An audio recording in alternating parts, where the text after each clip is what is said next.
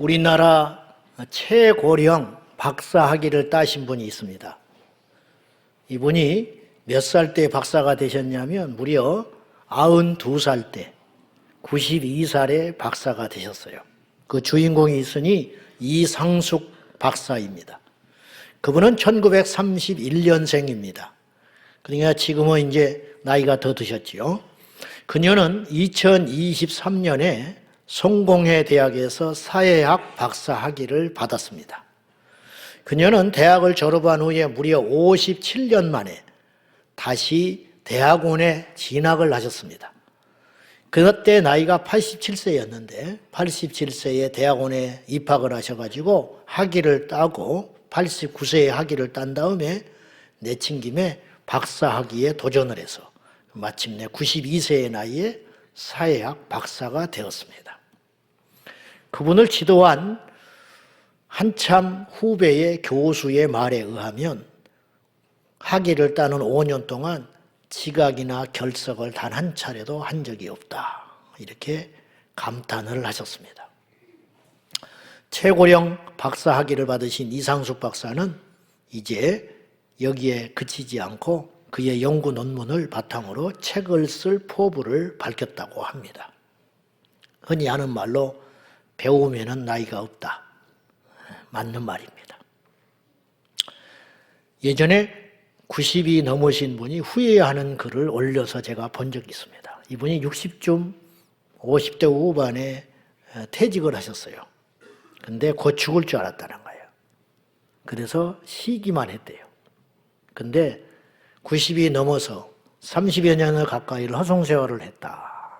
내가 이렇게 오래 살 줄 알았으면 퇴직할 때부터 뭔가를 배우고 도전을 했으면 지금 나의 삶은, 나의 인생은 너무 많이 달라져 있을 것이라. 이렇게 후회하는 글귀를 제가 읽고 그때 나도 결심을 한 바가 있었습니다. 그렇구나. 죽을 때까지 배우고 뭔가를 도전해보자. 그런 마음을 제가 먹은 적이 있었습니다. 근데 이런 이상숙 박사님 같은 분은 아주 특별한 경우이고 우리나라의 현실은 어떻습니까? 대학 가기 위해서는 세계에서 찾아보기 힘든 살인적인 공부를 합니다. 그런데 정작 대학에 가면 공부를 안 합니다. 공부를 안 해도 졸업을 다 했기 때문입니다. 이게 구조가 심각한 문제가 있다는 거죠. 그래서 가끔 국내에서 공부를 마치고 아이비리그에 들어갔다는 사람들이 종종 있습니다. 유수의 대학들, 하버드나 이런데. 근데 입학한 것은 떠들썩하게 기사가 나는데 졸업을 해서 뭘 한다는 말이 별로 없어요. 그 이유가 뭐냐면 우리나라 국민들이 뛰어나기도 하지만 선행학습을 한 거예요, 먼저. 그래서 일찍이 대학을 갈 수 있는 자격을 갖춰서 쉽게 들어가기는 했는데 물론 쉬운 건 아니죠. 아이비리그에 들어간다는 것이. 들어가서 공부를 안 하는 거예요. 그러니까 다른 학생들한테 뒤처지죠.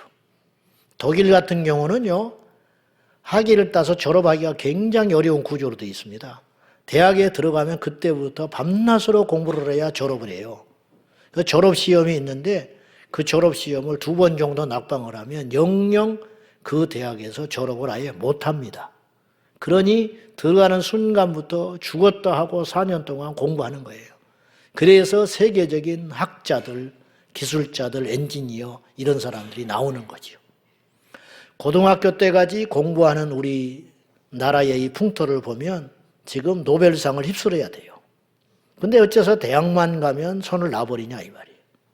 심지어는 대학 나오고 주부가 돼서 평생을 살면 자기 손으로 서점에 가서 책을 한 권 안 사서 읽었다는 사람이 부직입니다. 그런 주부들이 수두룩해요.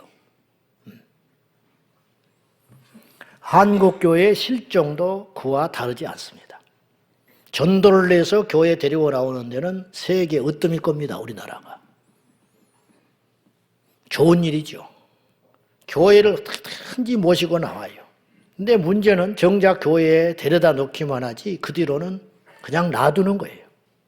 놔둬. 예배만 드리게 하지 가르치지 않는다는 뜻입니다.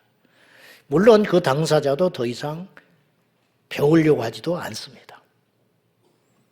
그래서 교회는 관리만 하는 거예요. 예배에 나왔냐, 영적으로 성장하느냐에 대해서는 별 관심을 두지를 못한 채 교회를, 예배를 잘 드리고 있는지, 모임에는 잘 참석을 하고 있는지, 봉사는 제대로 하고 있는지, 이런 것이 어떤 믿음의 바로미터가 되는 거예요.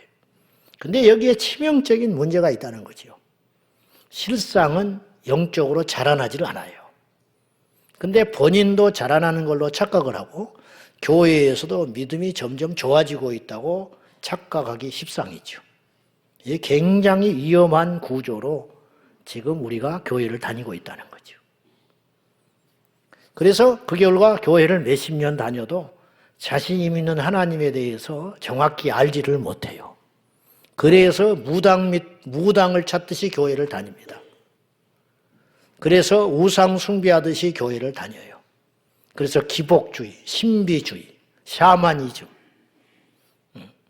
그래가지고 교회를 수십 년 멀쩡히 다니다가 어디 기도원에 가서 머리를 조아리고 안수 한번 받고 나면 획 돌아가 버리는 거예요. 그래가지고 갑자기 느닷없이 당신 남편이 안 풀리는 것이 당신이 불순종해서 그렇다고, 신학을 해야 된다고, 그러면 그냥 그날로 다른 말은 듣지도 않고 이상하게 꼬여가 버리는 거예요. 왜 그러냐? 정확히 말하면 무식해서 그래요. 무식해서. 믿음이 있어서 그러는 게 아니고 이제 믿음의 눈을 뜨고 영적 세계를 계시를 받아가지고 예언을 받아가지고, 그게 아니고 말씀이 없어 놓으니까 무식해가지고 그렇게 엉뚱하게 예수를 믿고 있는 거예요. 근데 이제 옆에서 보기에는 믿음이 좋은 것처럼 보이죠. 영적으로 멋지고. 근데 성경을 한번 읽어보지도 않았어. 그런 사람들 대부분이. 그래가지고 정말 위험한 게 그런 식으로 교회를 다니는데 믿음이 없이 교회를 다녀요. 아는 것이 없이 교회 다닌다 이 말이에요. 아는 것이 없이. 언제 가르쳐 주기를 했나? 혹은 본인이 배워보기를 했나? 기회가 있어도 또 그런데 또 투자를 안 해요. 성경 공부를 참석을 하기를 합니까? 셀 모임에 가기를 합니까? 생전 아주 제멋대로 하나님을 만들어 놓고 자기가 만들어 놓은 신앙생활을 그 가운데 하고 있는 거예요. 그걸 누군가 가르치려고 하고 손을 대려고 하면 뛰쳐나가 버려요.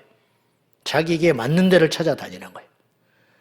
자기에게 맞는 교회를 찾으러 다니지 말고 말씀을 맞는 데를 찾아가서 내가 말씀에 따라 굴복되고 깨지고 순종하는 삶을 살아야 영적으로 성장하는 것인데, 자기 입맛에 맞는 교회를 찾아서 헤매고 있는 사람이 우리나라의 1, 20%는 돼요. 지금 교회를 안 나가는 건 아니에요. 나가요. 매주마다 예배는 드려. 근데 자기가 구축해놓은 신앙의 체계를 깨뜨릴 생각을 하지 않은 채 자기 마음대로 덮어놓고 제멋대로 신앙생활이라는 걸 하고 다니는 사람이 생각보다 너무 많다는 거예요. 그래서 밖에서 문제 일으키고 뉴스에 오르내리고 하는 사람들은 다 그런 부류의 사람들이라고 나는 생각해요. 잘못된 신앙생활을 하고 있는 거죠. 그래서 가장 기초되는 것도 잘 몰라. 주일을 왜 예배를 드리는지도 몰라.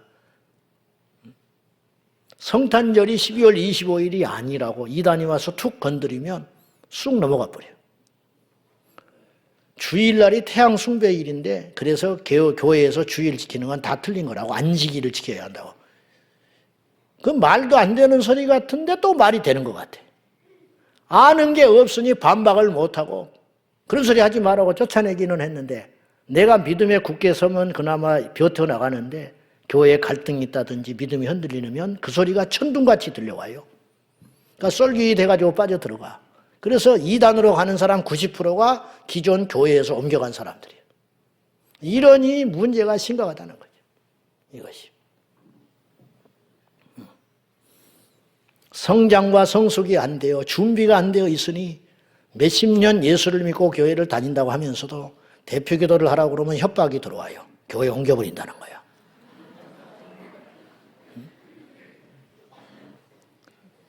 물론 이제 무대 울렁증이 있어서 못할 수도 있어요. 그거는 이제 예외로 하고. 교회 학교 어린 학생들한테 가르칠 만한 실력도 없어. 교회를 몇십 년 다녔는데. 당연히 셀 리더, 평신도 리더가 되는 것은 엄두도 안 나죠. 그리고 이제 체면에 밀려서 하기도 해요. 옆에 사람, 나보다 늦게 교회 온 사람이 리더를 꿰차고 하니까 나도 하겠다. 근데 수준이 되나? 실력이 있는가? 그러니까 엉뚱한 자기 자랑이나 하고 옛날에 자기 뭐 간증이나 하고 매일 그런 정편으로 쇠를 끌고 가는 거지. 그래서 가는 곳마다 부딪히고 성장하지 않으니까 가는 곳마다 여기저기 헤매다가 영적으로 구걸하고 다니고 거지가 되어서 헤매고 다니다가 나중에 큰 낭패를 보는 수가 있다 이 말이죠. 이게 한국계의 현실이에요. 교회 나와서 한 1, 2년 지나면 세례를 받아요. 세례를 받고 1년, 2년 지나면 집사가 됩니다.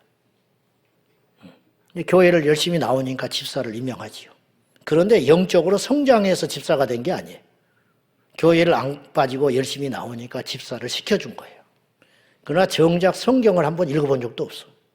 집사가 뭔지도 몰라. 그래서 집만 찾고 살아 다니는 거예요.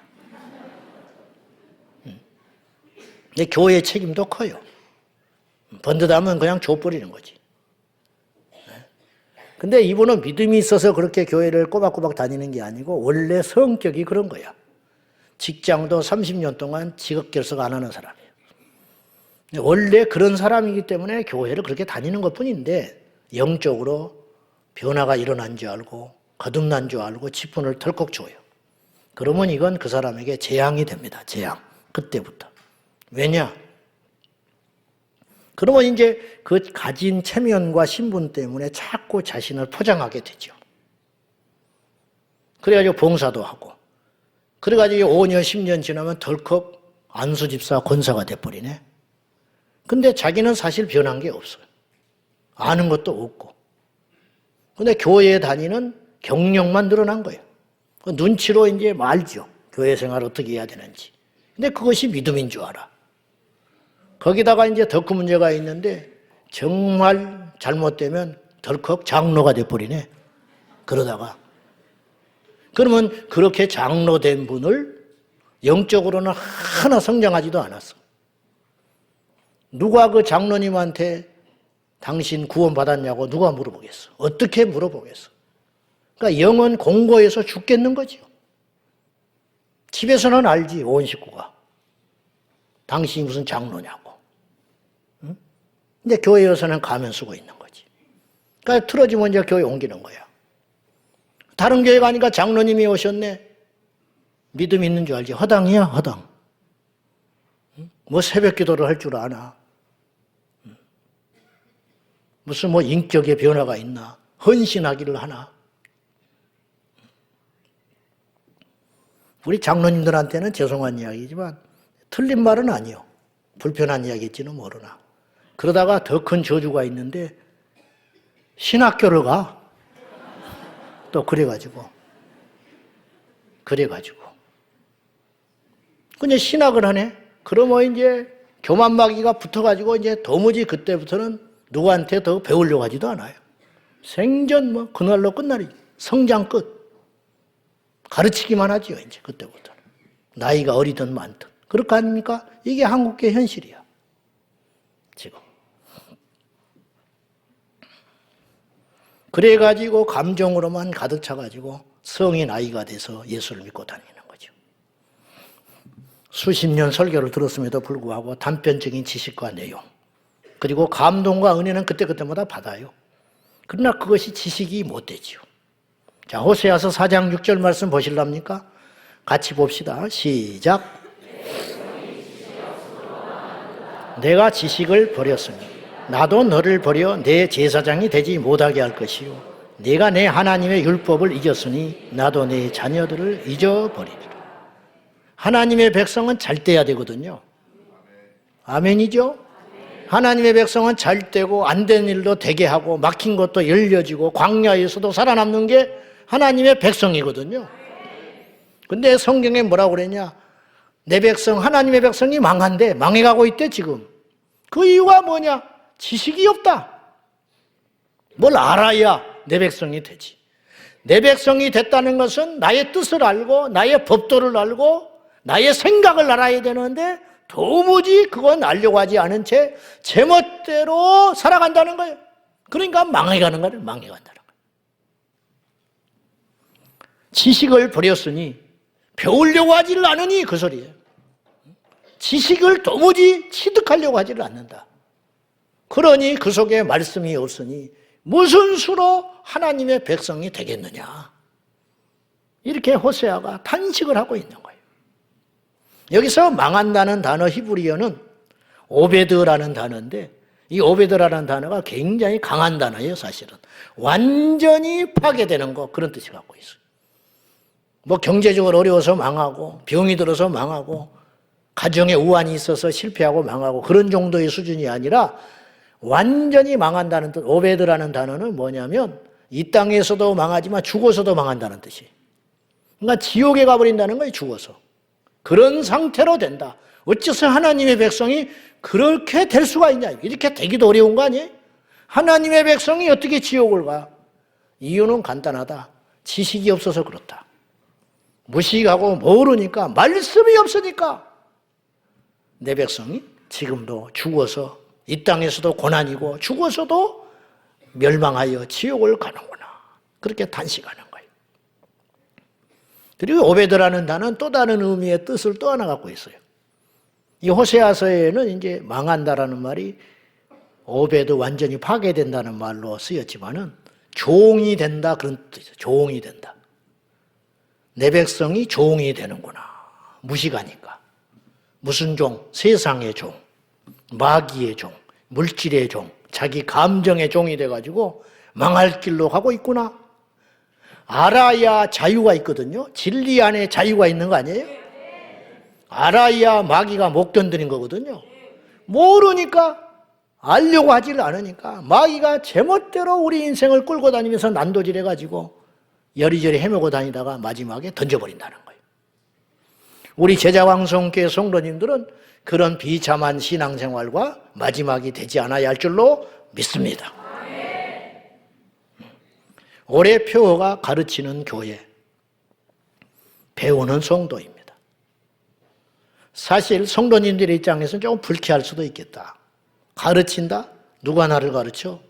결국 가르친다는 건 목사님들이 가르친다는 것인데 평신도의 지도자들이 가르친다는 것인데 나도 뭐 나이가 먹을 만큼 먹었고 그리고 나는 저 목사님들 교회 태어나기 전부터 나는 교회를 다닌 사람이야. 근데 내가 뭘 이 나이 돼가지고 뭘 배워? 92세에 박사 된 사람이 있어.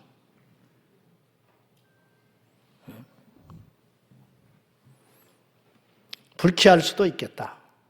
그런 생각도 해봤어요. 근데 이 주제를 정하게 된 것은 사실은 문제의식에서 나온 거예요. 문제의식. 뭐냐? 성장과 성숙을 하지 않으니까 그로 인하여 교회에 시끄러운 일이 자꾸만 생기는 거예요. 근데 우리 교회가 뭐 특별히 나쁜 교회도 아니고 월등하게 좋은 교회도 아니에요. 그냥 평범하고 보통의 교회예요. 무슨 행사를 치르고 나면 우리 교회가 그럴 수도 있고 안 그럴 수도 있지만 어떤 행사를 치르고 나면 시끄러워져. 뭔 봉사를 하면서 부딪혀. 셀 모임에 가가지고 또 시끄러워가지고 믿음 키우라고 셀 모임 보내놨더니 가서 시험 들어서 오히려 교회를 떠나버렸다는 거예요. 근데 왜 이런 일이 자꾸만 발생하는가? 그건 성숙과 성장을 하지 않기 때문이다. 영적으로 어른이 되면 안 싸우잖아요. 애들은 툭 하면 싸우잖아요. 뭐 갖고 싸우냐? 내 거 먹어버렸다는 거예요, 사탕을. 어른들은 그거 가지고 싸우지는 않거든. 근데 영적으로 자라나지를 않으니까 자꾸만 싸워서는 안 되는 뭐 대단히 뭐 지옥 가는 문제도 아니고 내 인생이 망가지는 일도 아닌데 부딪히고 헐뜯고 수군거리고 다투고 그런 일이 왜 생기는가? 이게 한국교회 전체가 갖고 있는 문제. 부끄러워서 말을 안 하는 것뿐이지. 나는 좀 불편하도록 이야기를 하니까 그러는 것이지 그런 문제들이 교회 안에 숱하게 많다는 거예요. 선거 때가 되면 시끄럽고 운동회하고 나면 시끄럽고 그러니 도대체 뭘 하냐 이 말이에요. 도대체 이래가지고 그 이유가 뭐냐? 살만 찌지 성장하지를 않는다. 성숙하지를 않고 우리 교회가 몸집이 늘어나고 있잖아요. 여러분 살찌는 사람을 보고 건강하다고 말할 사람은 한 명도 없어요. 위험하다고 그러지. 살 빼라고 그러지. 교회가 숫자가 늘어난다는 건 살이 찌는 거예요. 살이 찌면 뭐 하겠어? 키가 자라고 그것이 근육이 돼가지고 나를 든든하게 만들어야 되는데 근육으로 가지를 않지. 비계덩어리가 돼가지고 그래서 마귀가 건드리면 퍽 쓰러져 버리고 일어나지도 못하고 세상에 손가락질 받고 조롱받고 그런 존재가 되고 마는 거죠. 제발 우리 제자강성교회가 그런 공동체가 돼서는 안 된다는 거예요. 제발. 이런저런 이유로 교회는 성도들에게 충실히 가르치질 않고 가르치지 않으니 배울 수 있는 기회가 원천적으로 사라져가지고 뭔가를 알고 예수를 믿는 것이 아니라 자기 임의대로 자기의 생각대로 닥치는 대로 덮어놓고 예수를 믿으니 그 결과 결국은 믿음 생활을 하는 것이 아니라 샤머니즘 섬기듯이 교회를 다니고 제멋대로 교회를 다니고 그런 일이 벌어지고 있다는 거죠. 그러고도 자신은 성도라고 자부심을 갖고 하나님의 자녀라고 구원받았다고 믿음이 있다고 생각하게 되는 것이 이 착시현상이라는 믿음의 착시현상. 정말 무서운 일이 벌어지고 있다는 거죠. 오늘 본문 워낙 유명한 구절입니다. 43절 이하의 초대교회가 이렇게 예수를 믿었더라. 그런 내용이 나와요. 그런데 43절 이하에 묻혀서 그렇지 42절 말씀을 우리가 주목해서 한번 봐야 돼요. 자, 보십시다. 42절 시작. 서로 교제하고 떡을 떼며 오로지 기도하기를 힘쓰니라. 여기서 주목할 문장이 사도의 가르침을 따라 사도의 가르침을 받았다는 거예요. 베드로가 예수님을 전하니까 3,000명이 회개하고 세례를 받았어요. 이 기적 같은 일이 사람이 할 수 있는 일이 아니에요. 또 다음에는 한 번의 설교로 5,000명을 회심시키기도 해요. 그래가지고 이제 초대교회가 갑자기 사람들이 모여든 거예요. 그런데 모여들기만 하고 세례만 주고 말아버렸다면 이들은 어떻게 됐을까? 이 땅의 기독교는 어떻게 됐을까? 저는 없어졌을 거라고 생각해요. 근데 주님의 명령에 충실했던 제자들이, 사도들이 실천을 하기 시작했는데 마태복음 28장 19절에서 20절 말씀 봐요. 다 같이 시작. 그러므로 아버지와 아들과 성령의 이름으로 세례를 베풀고 내가 너희에게 분부한 모든 것을 가르쳐 지키게 하라. 볼지어다 내가 세상 끝날까지 너희와 항상 함께 있으리라 하시니라. 이게 주님의 지상 최후의 명령이라고 이름이 붙여 있거든요. 주님이 이 말씀하시고 승천에 올라가셨어요. 올라가시기 직전에 당부하신 게 뭐냐면 너희는 가서 모든 민족으로 차별하지 말고 인종을 차별하지 말고 남녀를 차별하지 말고 가난과 부유함을 차별하지 말고 모든 족속으로 누구든지 다 구원을 받아야 할 사람들이기 때문에 모든 족속으로 민족으로 제자를 삼아 아버지와 아들과 성령의 이름으로 세례를 주고 여기까지는 해요. 교회가 복음을 전해가지고 데려다가 세례는 준다니까 세례를 주고 그 다음에 내가 너에게 분부한 모든 것 좋은 것만 가르치지 말고 듣기 좋은 것만 말하지 말고 인상 찌푸리지 않을 말만 가르치지 말고 가감없이 모든 것을 가르쳐 어디까지 가야 되냐? 지키는 데까지 가게 해라. 그것을 지키는 것이 배움의 열매라는 거예요. 가르쳐 지키게 하라. 그러면 내가 너희와 영원히 함께 할 거야. 주님이 그러셨잖아요. 제자들은 이 말씀에 충실했어요. 그래서 오늘 사도들이 이 명령에 순종하여 지금 회개하고 세례 받았잖아요. 그 사람들에게 주님께로부터 받은 말씀을 충실히 가르치기 시작했다는 거예요. 언제까지? 지킬 때까지, 변할 때까지, 그런 사람이 될 때까지. 말이 그렇지 결코 쉬운 일이 아니에요. 그러나 이 사도들이 전심으로 하나님의 말씀을 전하는 것과 기도하는 것 두 가지만 했다는 거예요. 그리했더니 나타나는 열매가 3가지가 있었어요. 이 42절 짧지만 사도들의 가르침에 충실한 세례받은 초신자들이 사도들로부터 충실히 말씀을 배우고 난 다음에 3가지의 열매가 나타났으니 그 첫째가 뭐냐? 서로 교제했다. 간단한 이야기 같죠. 서로 그냥 이렇게 인사하고 서로 친하게 잘 지내게 됐다. 2000년 전에는 종이 있었어요. 종, 노예. 오늘 같은 시대가 아니에요. 평등한 세상이 아니었어요. 교회 안에 각양의 사람들, 각양의 인종들이 들어오기 시작했어요. 히브리파, 헬라파, 남자, 여자, 귀족, 가난한 자, 천한 자, 못난 자, 강한 자, 약한 자. 돗대기 시장 속된 말로. 그런 사람들이 어떻게 하나가 됩니까?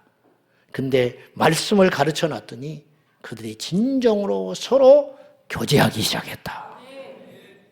세상에서야 얼굴도 못 쳐다봐. 근데 교회에 오니까 서로 친구가 되는 거예요. 이걸 사도들이 몸소 보여줬고 가르쳐 줬어요. 예수님이 우리에게 그렇게 가르쳐 줬다. 높임을 받는 자가 높은 자가 아니야. 우리는 이 시간부터 세례받고 하나님의 백성 된 우리는 이제부터 형제 자매만 있다. 천국에 가면 높은 것도 낮은 것도 없다. 우리는 하나님의 자녀로서 다 하나요 형제 자매만 있을 뿐이다. 그러니까 주인하고 종이 형제 자매가 되는 거죠. 교회 안에서는. 그래서 진정한 교제가 일어나는 거예요. 여러분 이게 결코 간단한 일이 아니었어요.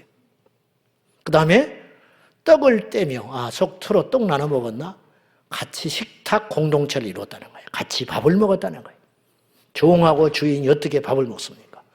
그러나 초대교회는 그런 신비로운 일이 일어나기 시작했다는 거예요. 무엇 때문에? 사도들이 말씀을 가르쳤기 때문에. 서로 사랑하라고 가르쳤어요. 베드로가 아마 잘은 몰라도 이렇게 가르쳤을 거야.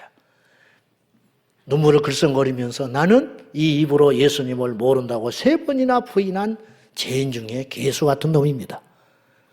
여러분도 아시지 않습니까? 소문은 들어서 알고 있을 것 아니요. 그런데 예수님이 나를 찾아오셨습니다. 그리고 나를 민망할까 봐 묻지 아니하시고 혼내지 아니하시고 단지 3가지 질문만 하십니다. 나를 사랑하냐고. 그때 나는 주님을 사랑한다 고백했고 그 주님의 용서와 사랑이 오늘 나를 여기에 세워놨습니다. 그럼 사람들이 울었겠지. 감동받아서. 그러므로 우리 서로 사랑합시다. 그때 벽이 무너지는 거예요. 그때. 그리고 하나가 되는 거죠. 이런 일이 초대교회 안에 계속 일어나기 시작했다. 그리고 3번째로 오로지 기도하기에 힘쓰니라. 주님으로부터 기도를 배웠잖아요. 제자들이. 주기도문. 너희는 이렇게 기도해라. 기도의 가치. 기도하면 일어나는 일들. 어떤 내용으로 기도해야 할지.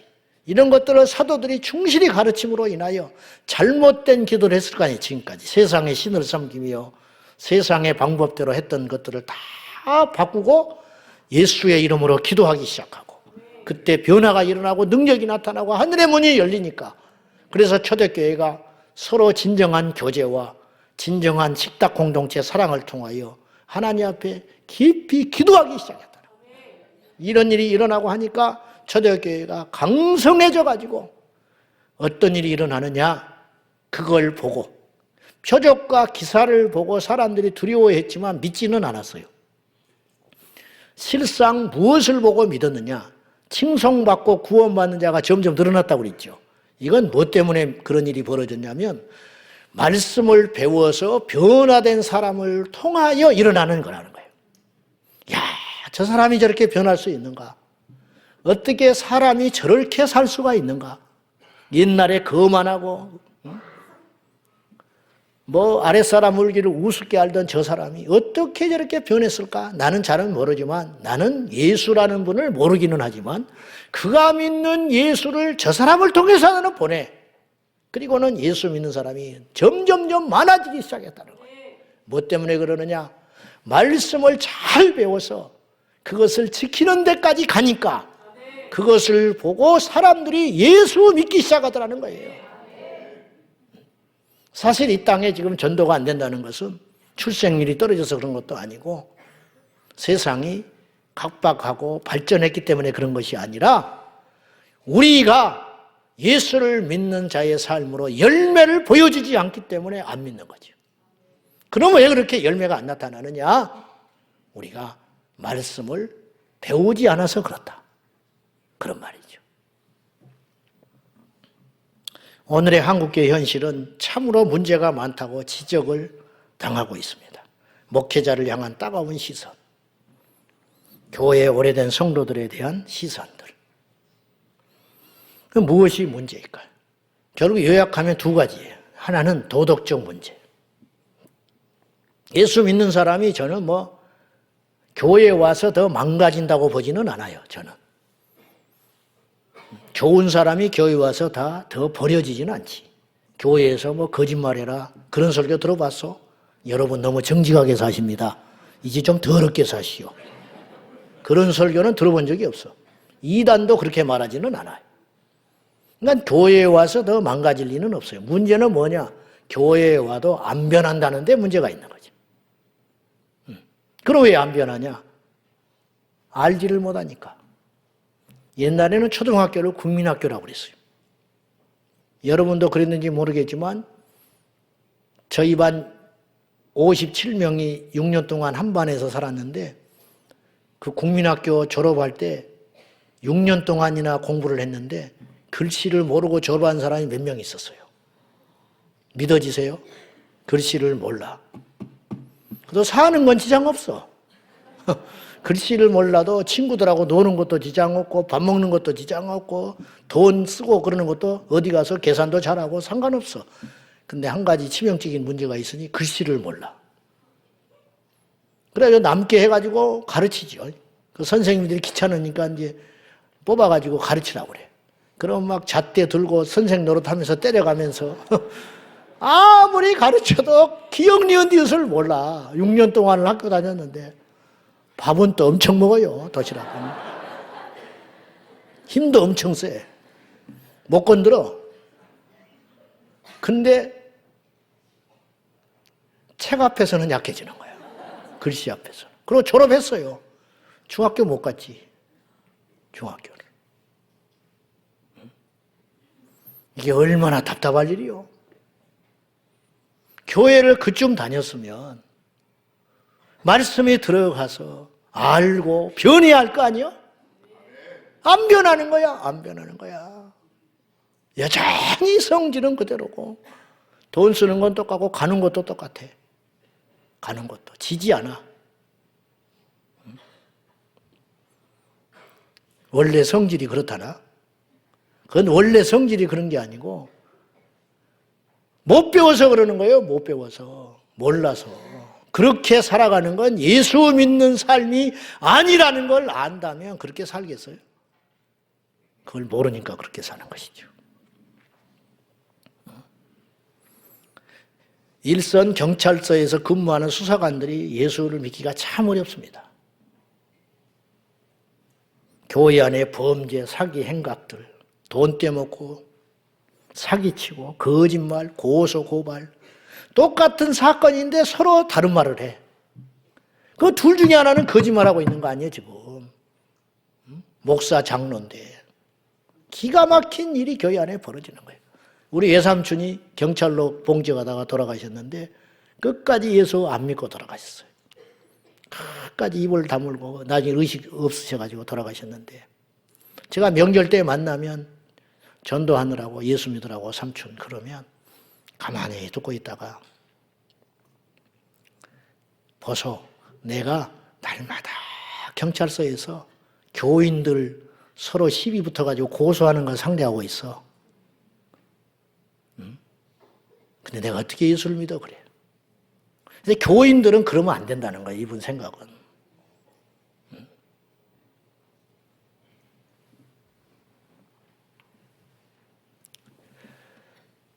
여러분 2000년 전에는 전도도 어렵지만요. 전도받은 사람이 믿기는 더 어려웠어요. 지금은 예수 믿는 게 무슨 불이익이 있어요. 현실적으로. 시간 좀 들이면 다지. 주일날 교회에 와서. 잠 좀 덜 자고. 취미생활 좀 그치면 교회 다닐 수 있잖아요. 물론 그것도 쉬운 일은 아니에요. 그런데 지금부터 2000년 전에 초대교회 사람들, 그 당시의 사람들이 예수를 믿는다는 건 지금보다 제가 볼 때는 100배는 어려웠을 거예요. 전도도 어려웠겠지만 전도를 받아서 교회에 나간다는 것도 쉽지는 않았어요. 그때는 건물로 교회도 없었잖아요. 그리고 예수를 믿는다는 건 굉장히 많은 불이익이 따랐어요. 그 당시에. 당장에 세상에서 따돌림을 당해야 했고, 직장을 포기하는 사람도 있어야 했고, 집안에서 쫓겨나야 했고. 여러분 한번 생각해 봐요.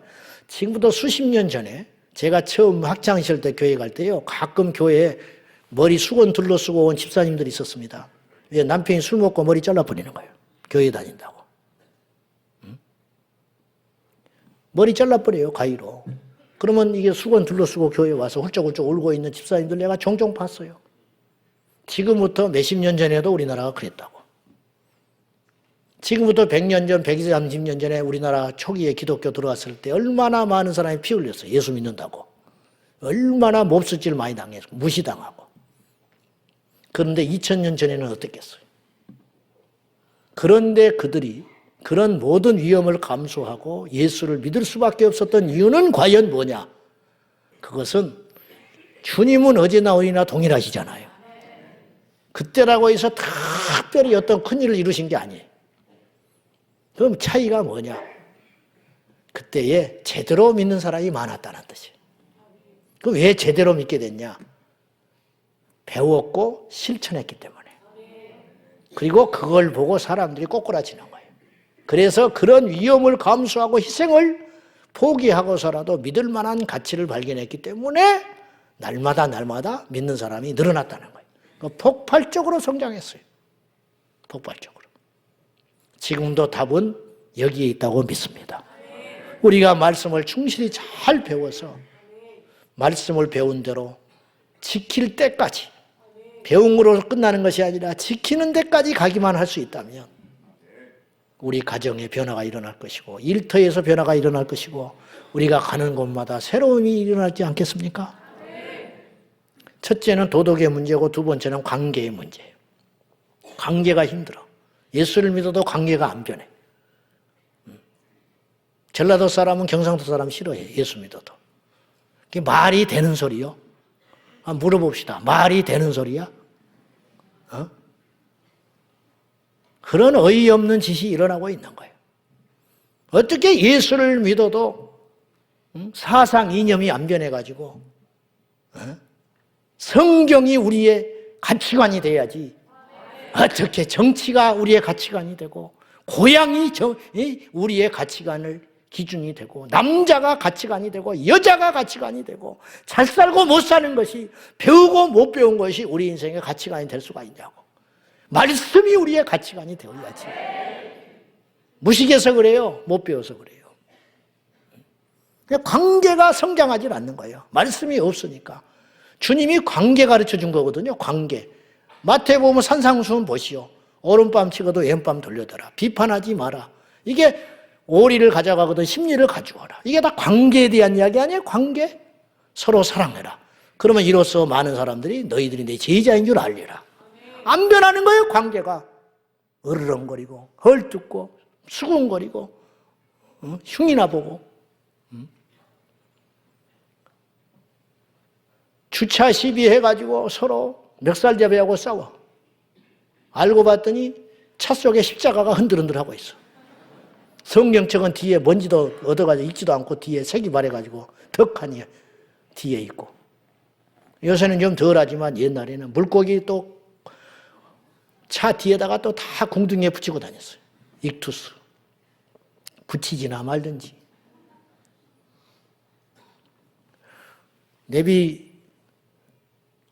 내비에 검색을 해서 제자강성교회 보면은 우리 교회에 대한 평가가 있어요. 별 하나, 5개 그런 거 있잖아.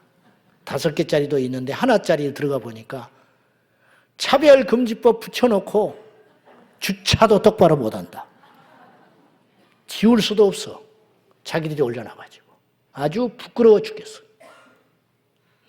도대체가. 층간소음이 있다고 밑에서 올라와. 한마디만 해주면 돼요. 미안합니다. 그런 줄 몰랐습니다. 조심하겠습니다. 그래도 그러면 다른 거 아껴서 바닥에 매트라도 깔아놓고 애를 키우라 이 말이에요. 그런 걸 못 참냐고. 싫으면 이사 가라고. 이따구 소리나 하고. 그리고 딱 문 닫고 들어갔는데 제자 광성계.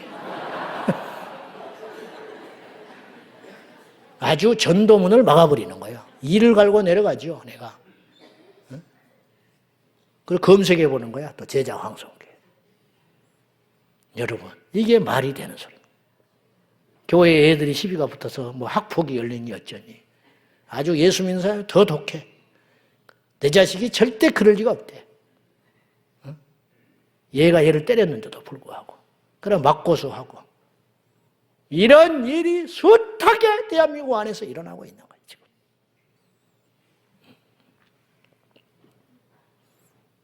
너무 가슴 아픈 일이라는 거죠. 왜 그러냐 이거예요. 성장하지를 않으니까. 그러니까 이 사람이 예수를 믿어서 그렇게 된 게 아니에요. 원래 그런 사람이야. 그러면 예수를 믿었으면 그런 것이 없어져야 되잖아. 근데 안 없어지는 거예요. 여전히 똑같아. 여러분, 점쟁이 안 찾아가고 우상 숭배 안 하고 술 담배만 안 한다고 해서 예수 믿는 사람 된 게 아니에요. 주일날 성경책 끼고 교회만 한다고 해서 예수 믿는 사람 된 게 아니에요. 말씀을 배우고 말씀 안에 거할 때 너희는 가서 모든 족속으로 제자를 삼아 가르쳐라. 제발 좀 가르쳐라. 언제까지? 지킬 때까지. 그 말씀을 지킬 때까지. 그러면 내가 너희와 함께 할 거야. 올해 주제의 말씀입니다. 시편 119편 33절인데 같이 보십시다. 시작. 내가 끝까지 지키리이다. 여호와의 율례들을 내게 가르쳐 주십시오. 내가 무식해서 그렇습니다. 말씀을 좀 가르쳐 주세요. 그러면 내가 그 말씀을 듣고 배워서 영원토록 지켜보겠습니다. 죽을 때까지 지켜보겠습니다. 나는 원래 그런 사람이 아닌데 말씀에 그렇게 하려고 하니까 나 그렇게 해볼게요.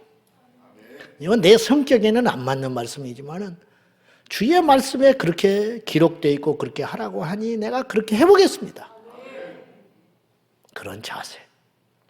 제가 아까도 말했다시피 일종의 위기감에서 이 표가 나왔어요. 이대로 가면 큰일 나요. 우리 교회. 계속 들쑥날쑥. 저는 어찌어찌 해서 나이 차서 목회 마감하고 은퇴하겠죠. 난 그런 목사가 되고 싶지는 않아요. 살찌는 교회가 되지 말고 성장하고 성숙한 교회가 되자 이 말이에요. 팬들, 무리들 그냥 우르르 쫓아다니면서 좋다, 나쁘다 그러한 사람 되지 말고 주님의 확실한 제자가 되어서 비바람도 버티고 고난도 버티고 말씀을 지키기 위하여 몸부림을 치면서 복을 주시든 안 주시든 그건 하나님의 소관이고 제자가 되어서 이 땅의 지상명령을 잘 해내는 진짜 배기 그러한 우리 제자강성교회 지체들이 다 될 수 있기를 진심으로 축원합니다. 올해 당장 오늘 오후에 사역 세미나 한다고 그랬어요. 와서 하나라도 배우면 그 배운 거 하나가 올 1년 사역을 끌고 가는 데 있어서 그때마다 생각이 나서 나를 풍요롭게 하고 나를 복되게 하고 풍성하게 만드는 배웠으니까 말씀이 안에 있으니까 성경 공부를 개설하고 셀 모임을 개설하고 어떤 모임을 개설하고 특강을 준비하고 그리고 열심히 참석하셔서 다시 초심으로 돌아가서 베레아 교회 성도들처럼 간절히 말씀을 받고 정말 그런가 성경을 통하여 확인하고 날마다 안다고 하지 마시고 선율로 생각한 자는 넘어지가 조심하라 바울이 그랬잖아요. 이 말은 교만하지 말란 소리인데 저는 오늘 이 주제의 말씀과 맞추어서 이렇게 표현하고 싶어요. 선율로 생각하는 자는 넘어질까 조심하라. 이 말은 저는 이렇게 말을 하고 싶어. 배우지 않으려는 자는 결코 성장하지 못한다. 그러니 부지런히 배우거라. 내가 안다고 생각하는 사람일수록 모르는 거예요. 내가 됐다고 생각하는 순간부터 안 된 거예요. 그리 각오를 가지시고 우리 주님 오시는 날까지 끝까지 배우고 가르치는 저와 여러분 되기를 축원합니다. 하나님 아버지 올해 가르치는 교회, 배우는 교회로 배우는 성도로 출발합니다. 우리가 무엇을 알아서 감히 가르치며 우리가 어떻게 무엇을 배우겠습니까? 오직 내가 만난 주님, 내가 만난 말씀을 통하여 우리 모두가 함께 성장하고 성숙할 수 있는 우리 제자 광성교회, 물이나 팬이 아니라 주님의 제자가 되는 우리 교회 되게 하여 주옵소서. 내 백성이 지식이 없어서 지금도 망해간다. 아파하시는 주의 음성을 듣고 주여 지식을 취하겠습니다. 부지런히 배우겠습니다. 결단하는 우리가 되게 하여 주옵소서. 예수님의 이름으로 기도하옵나이다.